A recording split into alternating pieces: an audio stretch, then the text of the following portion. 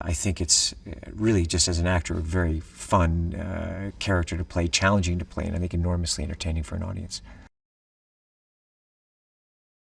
The movie opens almost at the end of a movie, and this woman who helps him and helps these other people, and it starts this relationship between them, just a dialogue, and she actually has his old job at the 110th.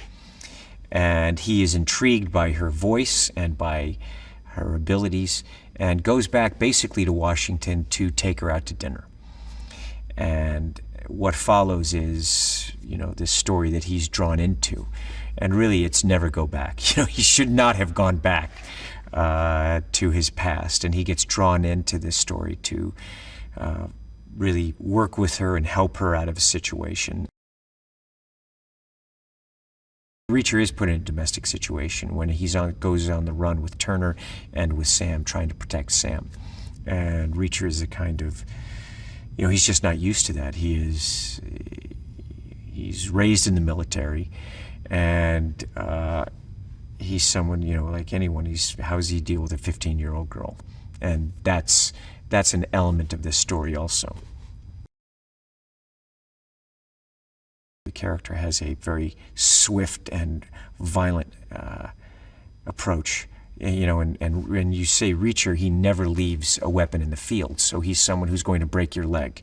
Even if you're knocked out, he's going to break your leg because he doesn't want you coming after him, when he turns his back. So I think that it's just like when you see a movie, it's just very satisfying when you see how this guy fights. He uses the minimal amount of moves and effort to accomplish what he needs to accomplish. And he's someone who is always thinking 10 paces ahead of the guys around him.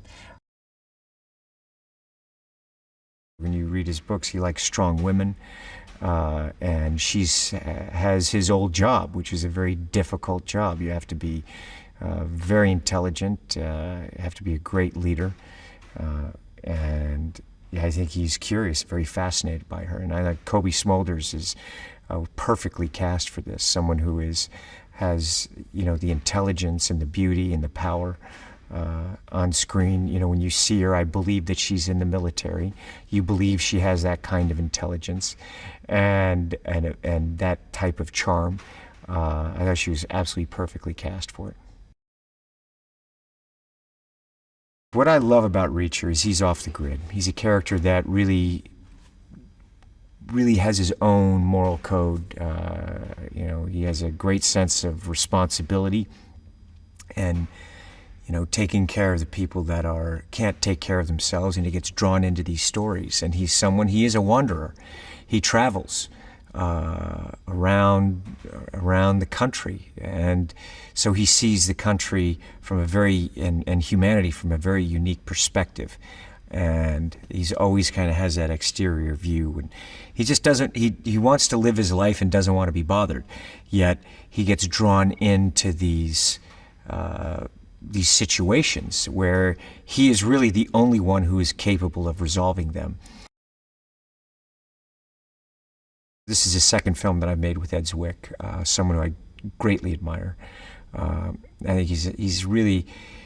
think he's such a fine filmmaker. We made Last Samurai together, and it was such a privilege to be able to make that movie, and for me a privilege to be able to work with him again and have this kind of collaboration in this kind of movie with him. He's someone who really, I think, understands a character like Reacher and really wanted to go in and embrace this world, and does it beautifully. Ed is great with actors. He's tremendous with them, and in the same way, like anything, a story, I want to care about the characters. You want to get invested in the characters, and how do you do that, and what kind of structure do you build, as a foundation for these characters, and he looks and finds and mines these wonderful moments. And we do it together, and it's such a pleasure. Even though you look at the movies that he makes, these epic films, they're very personal. He's a very personal filmmaker, and I think that to have that kind of intimacy with the characters. And also, look, he's a ballsy director. You know, you look at the action that he has, and I think that, you know, that's very tough. This movie's, you know, Reacher's, he really understands. Reacher is he's a badass, tough character who is going to confront something right straight on and go right at it. And that's the force of that character it's really interesting, very dynamic to play, and he understood that. And I think he directed me beautifully, and I had an absolute blast working with him again. Ed said, "Man, you got to look at this actor. He's got great power." And what he did in terms of playing that character, he's just, you know, it's just so weirdly off-center. With the Hunter, you feel his physical ability, his intelligence, his ruthless, his ruthless nature, and they're polar opposites. And of course, Hunter is fascinated with Reacher. You know, why is Reacher? He's a drifter in the same way that the Hunter's a drifter. He tries to put on to Reacher who he is. And so I think it's very satisfying for an audience. She's the artful dodger, and someone who can steal, who's very clever, street smart, yet she has a kindness. And I think Danica also has a real sense of adventure, just as a person. I think that's reflected in that character, and a real strength also. Danica's also someone who is incredibly bright, very much her own person, and that's reflected in Sam, where you feel Sam is very independent, yet yearning for that family. She wants that family. And Reacher is someone who, you know, he can handle just about anything but a 15-year-old girl.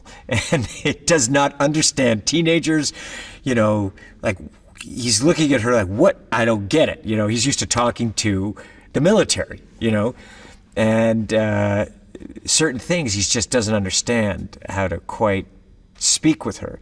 So it made for really fun moments, and that kind of relationship where you, as you're looking at it, you want the audience to yearn for the three of them to be together, to yearn and want for the, you know, Reacher and Sam to be together. What we want to do is challenge. It's like get that audience's attention and invite them into this world, and then deliver for them what is promised. And what they're going to get with the Jack Reacher movie is that very involving, engaging story, and a very engaging character in Reacher who, you know, has to deal with these problems in a manner in which I think is a wish fulfillment for audiences. And I find it very satisfying, and I'm excited for people to see it.